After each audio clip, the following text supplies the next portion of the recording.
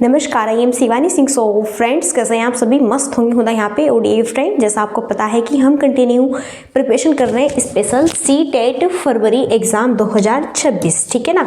और स्क्रीन पर आप देख पा रहे हैं सीडीपी के प्रीवियस क्वेश्चंस पेपर 1 और 2 दोनों ही इंपॉर्टेंट यहाँ पे हमारे लिए क्लासेस है। ओके, प्रैक्टिस सेट यहाँ पे 50 है। इससे पहले मैंने 49 पार्ट्स कंप्लीट करा दिए हैं। देन प्लेलिस्ट बनी हुई है, चेकआउट कीजिए और सारी वीडियो को फटाफट वॉच कर लीजिए, ठीक है ना। देन बाय शिवानी सिंह मेरे ही थ्रू कंटिन्यू सेशन आप सबको यहाँ पर कराए जा रहे हैं। ओके, और हाँ, यहीं पर आप सबके लिए गुड न्यूज़ है कि अगर आपको बिल्कुल फ्री में पीडीएफ चाहिए तो आपको क्या करना है। देखो, ये हमारा व्हाट्सएप नंबर है यहाँ पे 7505890761। आप मुझे इस नंबर पे मैसेज कर सकते हैं। देन मैं आपको ग्रुप में ऐड कर दूंगी। ओके, सो चलिए फिर स्टार्ट करते हैं। अब हम आपका बिना टाइम वेस्ट किए, ओके, बहुत ही बेहतरीन सेशन होगा, मस्त यहाँ पे ऊंधा वाला, और सारे ही अच्छे से ऑप्शंस को मैं यहाँ पे क्लियर करूंगी। 4 ऑप्शंस होते हैं और सिंपली भाषा में समझेंगे। और यहीं पर इंपॉर्टेंट पॉइंट्स ये है कि हिंदी और इंग्लिश दोनों ही लैंग्वेज में हमारे क्वेश्चन यहाँ पे रहने वाले, ठीक है। तो आपको बिल्कुल भी थोड़ी भी डिफिकल्टीज यहाँ पे फील नहीं होगी। जो हमारे हिंदी वाले हैं देन वो हिंदी से कवर करेंगे, जो इंग्लिश वाले स्टूडेंट्स हैं वो इंग्लिश से कवर यहाँ पर करेंगे। ओके, चलिए स्क्रीन पर फर्स्ट क्वेश्चन है। यह है अवधारणा कि बच्चों के आचरण को प्रबलीकरण और दंडों द्वारा परिवर्तित किया जाता है, इस विचार पर आधारित है कि प्राथमिक रूप से विकास किससे प्रभावित होता है। केवल अनुवांशिकता से, अनुवांशिकता और वातावरण दोनों से, केवल वातावरण से, न तो हेरिडिटी से और न ही इन्वायरमेंट से। ओके, चलिए, तो यह है धारणा कि देखो, बच्चों के आचरण को प्रबलीकरण और दंडों के द्वारा, प्रबलीकरण और यानी कि यहाँ पर हम उसे अच्छे शाबाशी से या फिर दंड के माध्यम से जब कुछ सिखाते हैं वो क्या कहलाता है, बस ये बताना है। देखो, यह अवधारणा क्या कहलाती है कि जब हम बच्चे को दंड से या फिर समझ के माध्यम से कुछ चीज़ें सिखाते हैं तो यह यहाँ पे एक्टिविटी क्या कहलाएगी। सो अगर हम इसकी बात करते हैं, पहले ध्यान से समझो क्या चीज़ इसमें कही गई है। देखो, अगर हम यहाँ पर जो है बच्चे को शाबाशी से कुछ चीज़ें कि हाँ आपने बहुत ही गुड वर्क किया है, शाबाशी बेटा, या फिर आपने ये गलत वर्क क्या है तो हम आपको दंड देंगे या फिर जो है पनिशमेंट देंगे। ओके, क्लियर है इतनी बातें। तो इन दोनों चीज़ों के बीच में ये बताइए, क्या इसमें हेरिडिटी इन्वायरमेंट होगी, क्या इसमें अनुवांशिकता, बताओ क्या इसमें अनुवांशिकता यहाँ पर जो है हमारी होगी? नहीं ना, बिल्कुल नहीं, क्योंकि शाबाशी ये हमारा क्या है, एक वातावरण है। देखो, एक क्लास में एक छोटा बच्चा है, अगर वह जो है सामने बैठा हुआ है फर्स्ट चेयर पे, अगर वो बहुत शोर मचाता है तो टीचर उसे क्या करती है, डांटती है, जो है पनिशमेंट देती है कि आप बहुत शोर मचा रहे हो। तो फिर बच्चा समझ जाता है और फिर बच्चा जो है नेक्स्ट डे ज़्यादा शोर नहीं मचाता, तब आप उसे शाबाशी देते हो, हाँ आप गुड बॉय हो, बहुत अच्छा। तो ये चीज़ क्या है, केवल और केवल यह यहाँ पर वातावरण होगा। इसमें अनुवांशिकता का कोई मतलब नहीं, बिल्कुल नहीं, अनुवांशिकता की बात नहीं की गई है। बात की गई है जब हम बच्चे को शाबाशी दंड के माध्यम से उसमें चेंजमेंट कराते हैं, उसे कुछ चीज़ें सिखाते हैं, वो हमारा सिर्फ और सिर्फ क्या है, वातावरण है। ओके, चलिए, आई होप समझ आ गया होगा। नेक्स्ट है, एक बच्चा पेंसिल पकड़ने और लिखने से पहले गेंद फेंकने की क्षमता पा लेता है।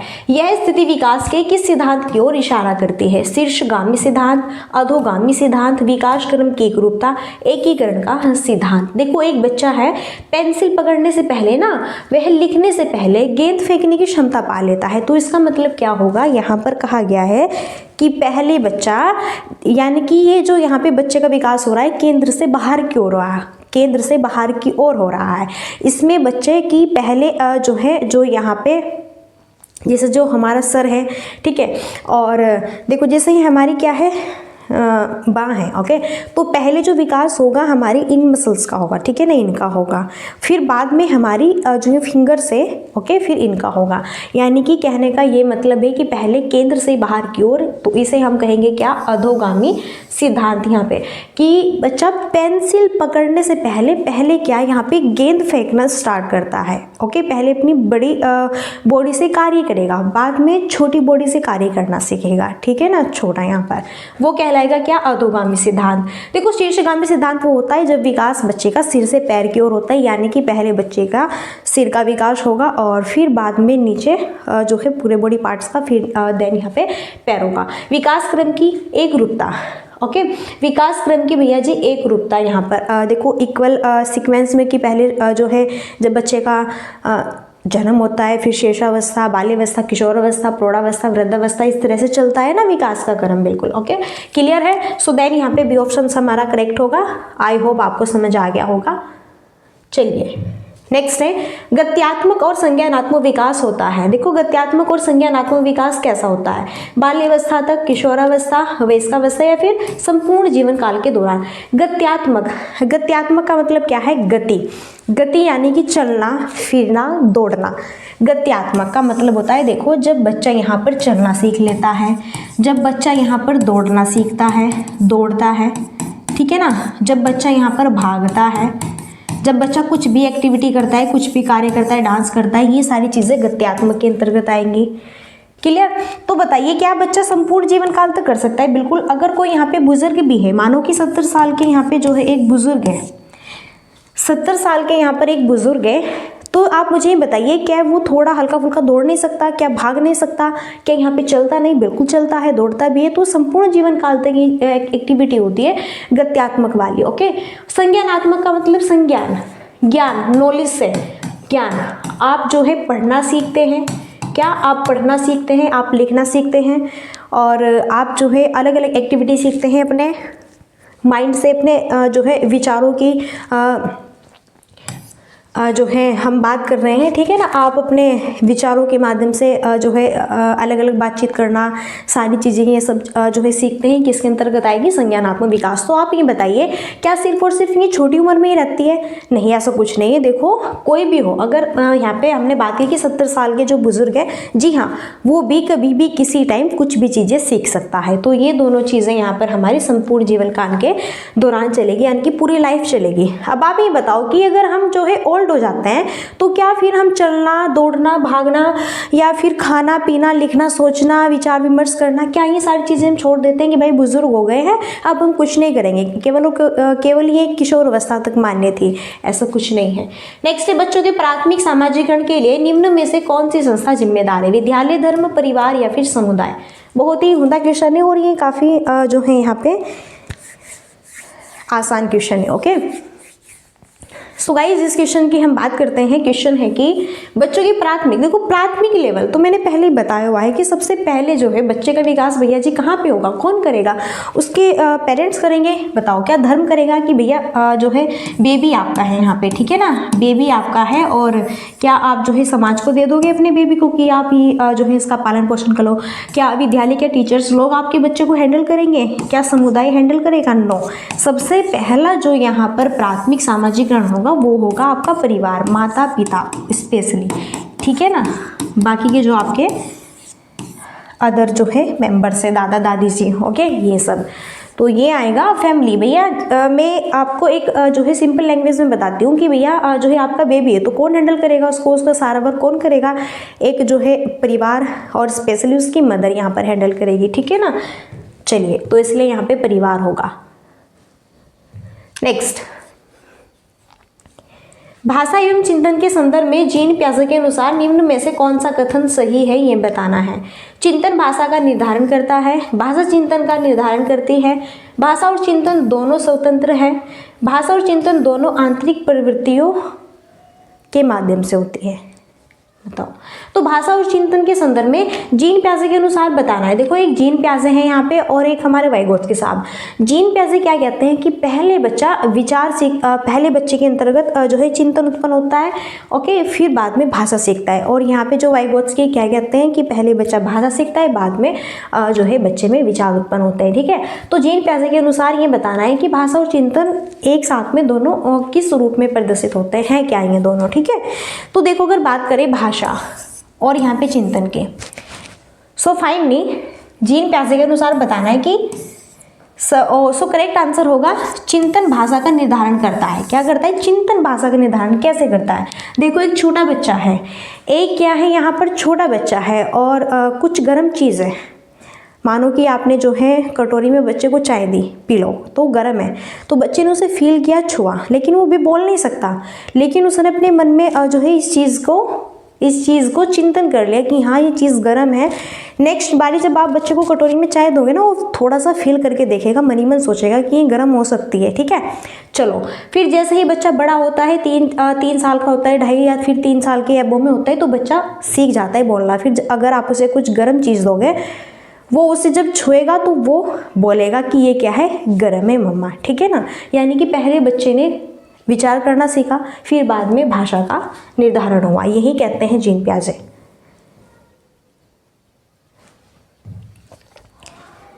दो गिलासों में समान मात्रा में जल है, परंतु अनु सोचती है कि लंबे गिलास में छोटे और चौड़े गिलास से अधिक जल है।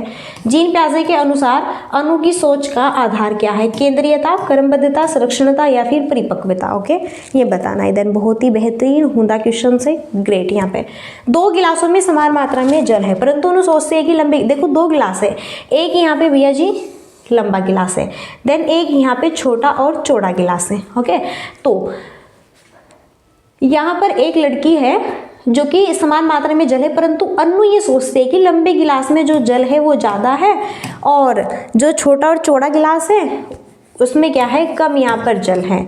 इसके जो है जीन पियाजे के अनुसार अनु की सोच का क्या आधार है?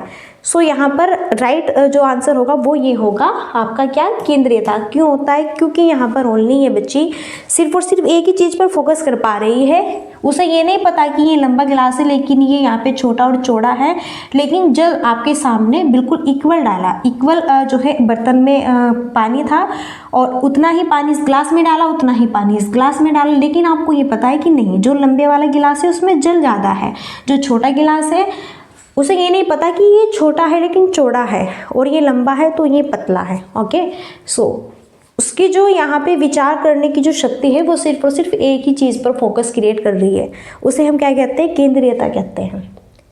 क्रमबद्ध तब होता है जब आप किसी चीज़ को क्रम से लगाना सीख जाते हैं। जैसे कि यहाँ पर आपको पता है कि 1 2 3 कैसे आपको क्रम में लगाना है, कि 1 के बाद में 3 नहीं आएगा, 3 के बाद में 6 नहीं आएगा, नहीं ना, तो 1 2 3 4 5 6 जब ऐसे क्रम में आप चीज़ें सीख जाते हैं वो क्रमबद्धता होती है। ठीक है ना, क्लियर है? आई होप सारी चीज़ें, परिपक्वता जब आपके अंदर मैच्योरिटी आ जाती है, सारी चीज़ें आपको समझ आ जाती हैं। ओके, चलिए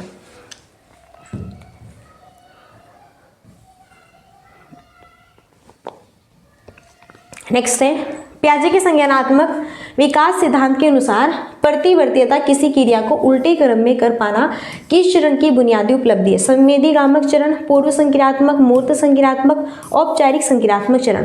देखो जीन पियाजे के अनुसार, जीन पियाजे ने कौन सा सिद्धांत दिया? संज्ञानात्मक विकास का सिद्धांत दिया। जीन पियाजे ने 4 यहाँ पे अवस्थाएं बताई। एक संवेदीगामक, ये यहाँ पे 0 से 2 साल की है, फिर पूर्व संक्रियात्मक 2 से 7 साल की है, फिर मूर्त संक्रियात्मक 7 से 11 साल की है, औपचारिक संक्रियात्मक 12 से 18 साल की है। ठीक है ना, इस तरह से यहाँ पे जीन पियाजे ने 4 अवस्थाएं यहाँ पे बताई है। इन चार अवस्थाओं की विशेषताएं हैं। ओके, कि किस स्टेज में बच्चा किस तरह से हैंडल करता है अपने आप को, क्या क्या चीज़ें यहाँ पे करता है ओनली। ठीक है, क्लियर है? चलो ऑब्वियसली सारी चीज़ें आपको क्लियर हो रही होंगी। तो जीन पियाजे के अनुसार, विकास सिद्धांत के अनुसार प्रतिवर्तीयता यानी कि किसी क्रिया को हम उल्टे क्रम में भी कर सकते हैं। अभी देखो, अगर जो है बच्चे को आपने सिखाया कि 2 + 3 कितने होते हैं? 5 होते हैं। यहीं पर अब बच्चा सीख जाएगा कि 5 में से अगर 3 हमने माइनस किए तो 2 होते हैं, यानी कि बच्चा इस चीज़ को भी सीख गया और बच्चा इस चीज़ को भी सीख गया, यानी कि इसे उल्टे क्रम में भी करना सीख गया। ओके, कि हाँ इसका अपोजिट, जैसे मैंने कहा 5 कितना होता है? 10 होता है। अब अगर मैं बच्चे से पूछूं कि 5, अगर 5 में प्लस करोगे 5 तो 10 होगा, अगर 5 में -5 करोगे तो 0 होगा। तो बच्चे ने दोनों क्रिया सीख ली। तो जब इस तरह से बच्चे को क्रिया उल्टे क्रम में करनी आ जाती है वो होता है मूर्त संक्रियात्मक अवस्था, क्योंकि इस चरण में ही तो बच्चा थोड़े बहुत तर्क, चिंतन, वितर्क करना स्टार्ट कर देता है। ओके, चलो नेक्स्ट, एक गणित अध्यापिका उच्चतर कौशल पूर्ण छात्रों को अपने सहपाठियों की सहायता और मार्गदर्शन करवाती है। वे किस सैद्धांतिक कार्य गठन का उपयोग करने का प्रयास कर रही है? वाइगोत्स्की का सामाजिक संरचनावाद, या फिर यहाँ पे स्किनर का क्रिया प्रसूत स्किनर होगा, स्किनर, या फिर यहाँ पे जेरोम जो ब्रुनर है उनका रचनावाद सिद्धांत, फिर जीन पियाजे का संज्ञानात्मक विकास का सिद्धांत।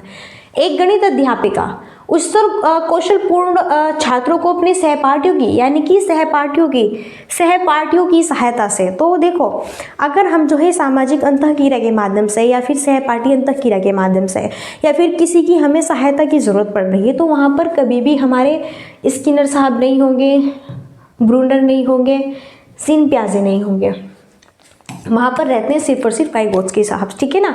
तो ये होगा लेव वाइगोत्स्की का सामाजिक जो है संरचनावाद सिद्धांत। मानो तो बच्चे हैं सोनू और मोनू। देखो सोनू को गणित बहुत अच्छे से आता है लेकिन मोनू थोड़ा डिफिकल्टी फील कर रहा है, तो मोनू सोनू से कहेगा कि प्लीज़ दोस्त आप मुझे भी जो है इस चीज़ को बता सकते हैं, आप मेरा भी सम्स हल करवा सकते हो, मुझे भी थोड़ा आइडिया दे सकते हो आपने ये सम्स कैसे किया।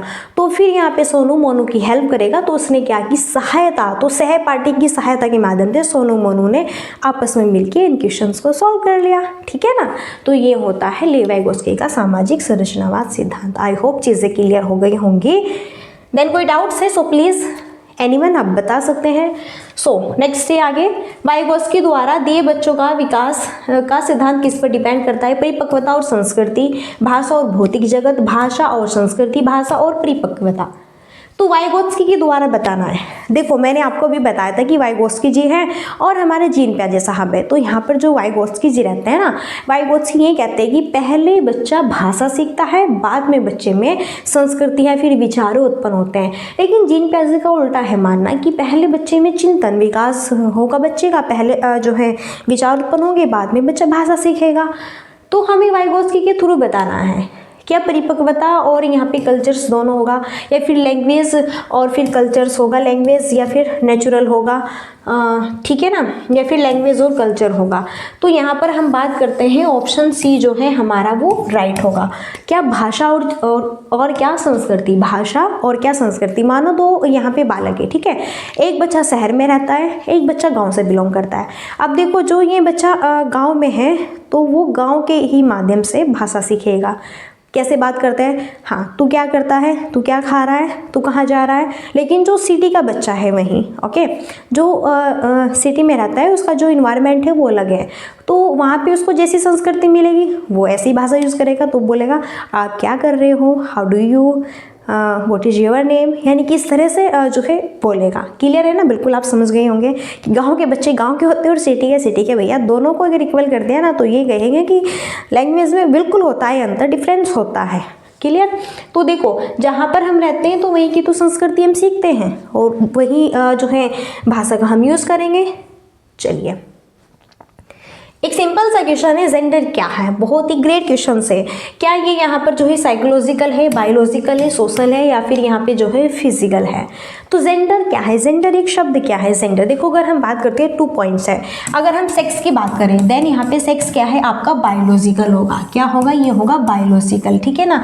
अगर यहाँ पर हम जेंडर की बात करें, जेंडर का मतलब यहाँ पर है लिंग से, ठीक है ना, जेंडर की स्त्रीलिंग या फिर आपका जो है पुल्लिंग, ओके। तो ये होगा फिर आपका सामाजिक, क्योंकि ये किसने तय किया है, ये हमारे समाज ने तय किया है। अब हम ये नहीं कहेंगे कि गॉड ने हमें बना के भेजा है, ठीक है भैया, गॉड या फिर ईश्वर ने जो है ये बोला है कि ये लड़की है या फिर ये लड़का है, नहीं। ये चीज़ें यहाँ पे जो है आप लोगों ने, हमने, हमारे समाज ने, हमारी संस्कृति ने तय की हुई है कि ये लड़की है और ये लड़का है, और उसी माध्यम से हम फिर उन बच्चों को हैंडल करते हैं। तो जेंडर क्या है, एक सामाजिक क्रिया है। सेक्स की बात करें तो वो आपका बायोलॉजिकल होगा, जैविक होगा, ओके। इस चीज़ को आप ध्यान रखना। आई होप आपको क्लियर हो गई होगी एंड समझ भी आ गया होगा। देखो हमारा समाज ही तो ये तय करता है कि ये लड़की है तो लड़की आपके घर के कार्य करेंगी, लड़का है बाहर के कार्य करेगा, दफ्तर संभालेगा, ये करेगा, झाड़ू पोछा खाना बनाना, ये सब गर्ल्स यहाँ पे हैंडल करेंगी, ठीक है। नेक्स्ट, नेता सभी प्रकार के जानवर, पौधों, धातुओं और खनिजों की पहचान और वर्गीकरण कर सकती है। हावर्ड गार्डनर के बहुबुद्धि सिद्धांत के अनुसार वह कौन सी बुद्धि का प्रदर्शन कर रही है, अंतःवैयक्तिक, प्रकृतिवादी, भाषाई या फिर अंतःवैयक्तिक। यहाँ पे तो नेता सभी प्रकार के जानवर, पौधे, धातुओं, खनिज की पहचान और वर्गीकरण कर सकती हैं। तो देखो यहाँ पर बात हुई है हावर्ड गार्डनर साहब की। तो हावर्ड गार्डनर जी क्या कहते हैं, पहले तो उन्होंने सिद्धांत दिया है क्या, बहुबुद्धि का सिद्धांत, यानी कि इनका ये मानना है कि प्रत्येक व्यक्ति में अलग अलग प्रकार की क्या होती है, बुद्धि होती है, और अलग अलग प्रकार से प्रत्येक व्यक्ति सोच सकता है। सिर्फ और सिर्फ ये नहीं कि उसकी जो बुद्धि है वो सिर्फ और सिर्फ एक ही फील्ड में है, ऐसा कुछ नहीं है, ये मानना है हावर्ड गार्डनर का। ओके, अभी देखो हावर्ड गार्डनर ने 9 प्रकार की बुद्धि बताई है प्रेजेंट टाइम में, वर्तमान समय में। पहले 8 थी लेकिन अब 9 हो चुकी है। अंतःवैयक्तिक, प्रगतिवादी और भाषाई और अंतः यहाँ पे व्यक्ति, ठीक है ना। जो ये अंतः व्यक्ति की, इसमें दूसरों को समझने की, अंतः व्यक्ति खुद को समझने की, और भाषाई जो बोलने में पूरा परफेक्ट होता है, ठीक है ना, जैसे मीडिया वालों की बात करें। लेकिन यहाँ पर बात की गई है जानवर, पौधे और धातु और खनिज की पहचान आप बताओ किस फील्ड में करेंगे। तो आप भैया प्रकृति से ही तो जुड़ी है चीज़ें, जानवर, पशु, खनिज, ये सब प्रकृति से। आप देखो बगीचे में गए, आपने देखा कौन से फूल हैं, ये यहाँ पे कौन से फूल हैं, ये कौन से पौधे हैं, कब इस पे जो है सारी चीज़ों की आपको नॉलेज है कि ये पौधा है, ये ऐसे लगता है, ये तब जो है यहाँ पे इतने दिन में बड़ा होता है, इस पे तब फूल आते हैं, इस पे तब फल आते हैं। आपको सारी चीज़ें पता है, आपको जानवरों के बारे में पता है, आपको पौधों के हर एक पौधे के बारे में नॉलेज है। ये पौधा वो है, इसका नाम ये है, इसका ये है, ये ऐसे होता है, ये ऐसे होता है, सारी चीज़ें, ठीक है। तो इसका मतलब क्या है, आपकी सोच क्या है, प्रकृति से जुड़ी हुई, काफ़ी इंटेलिजेंट हो आप। ओके, चलिए नेक्स्ट।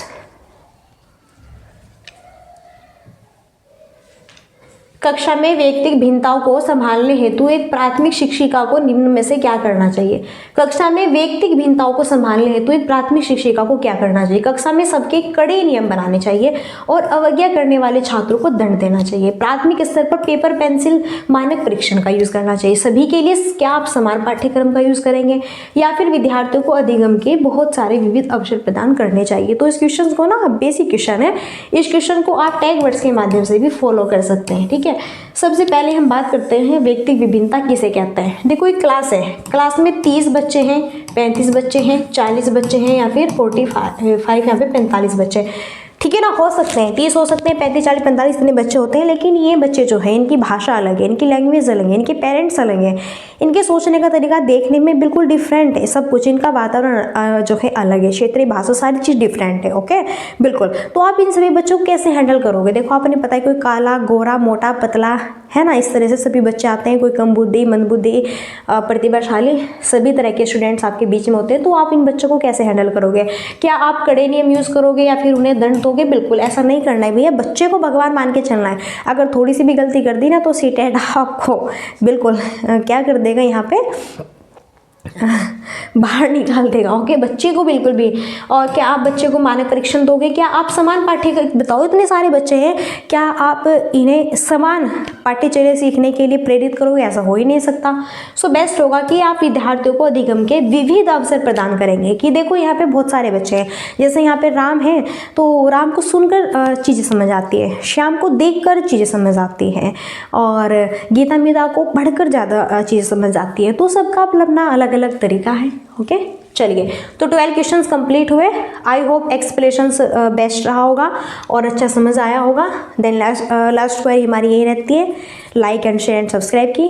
सो अगर आपको सेशन अच्छा लगा मस्त, यहाँ पे बिल्कुल आप सेशन को लाइक एंड शेयर एंड जो है चैनल को सब्सक्राइब कर सकते हैं। तो यहीं पर कंटिन्यू क्लासेस देखने के लिए फटाफट चैनल को सब्सक्राइब करें और मिलते हैं नेक्स्ट सेशन में। और तब तक के लिए so thanks for watching, keep study and bye bye, take care. जय हिंद, जय भारत, नमस्कार।